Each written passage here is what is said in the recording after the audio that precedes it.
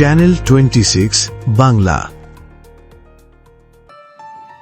মাগুরা সদর উপজেলার চাউলিয়া বাসস্ট্যান্ড এলাকায় অভিযান চালিয়েছে জাতীয় ভোক্তা অধিকার সংরক্ষণ অধিদপ্তর।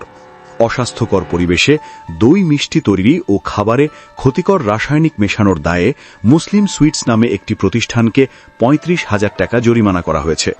একই সাথে ৩ দিনের জন্য বন্ধ করে দেওয়া হয়েছে কারখানার উৎপাদন। ২১ ডিসেম্বর দুপুরে মাগুরা সদরের ঢাকা রোড চাউলিয়া বাসস্ট্যান্ড এলাকা।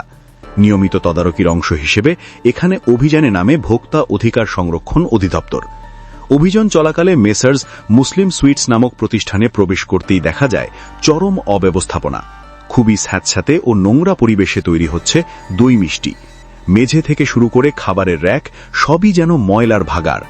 কর্তৃপক্ষ জানায় ইতিপূর্বে সচেতনতামূলক সভা করা হলেও কোনো পরিবর্তন আসেনি এই কারখানায়। ফলে ভোক্তা অধিকার সংরক্ষণ আইনের ৪২ ও ৪৩ ধারায় মালিক আমিরুল ইসলামকে ৩৫,০০০ টাকা জরিমানা করা হয়।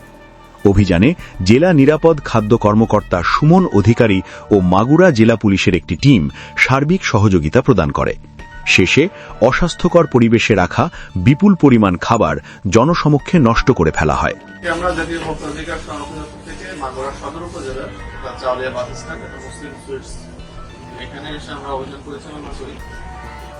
পরিচালনাকালে তাদের এই যে কারখানা খুবই অস্বাস্থ্যকর নোংরা দুর্গন্ধযুক্ত কারখানা। এখানে তারা অপরিষ্কার ভাবে অস্বাস্থ্যকর ভাবে তারা খাবার তৈরি করছে। সেই সাথে তৈরিকৃত খাবার মিষ্টি দই তারা নোংরা জায়গায় নোংরা রেখে অস্বাস্থ্যকর ভাবে সংরক্ষণ করছে। এই খাবারের মধ্যে তেলাপোকা সহ বিভিন্ন মশা মাছি এগুলো পাওয়া যাচ্ছে।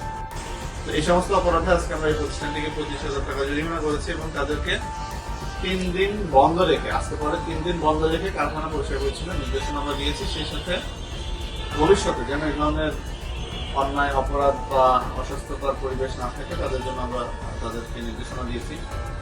আর এই সমস্ত নকল বাজার বা অস্বাস্থ্যকর পরিবেশে খাদ্য তৈরি দ্রব্যমূল্য নিয়ন্ত্রণে আমাদের বিভিন্ন চ্যানেল 26 বাংলা।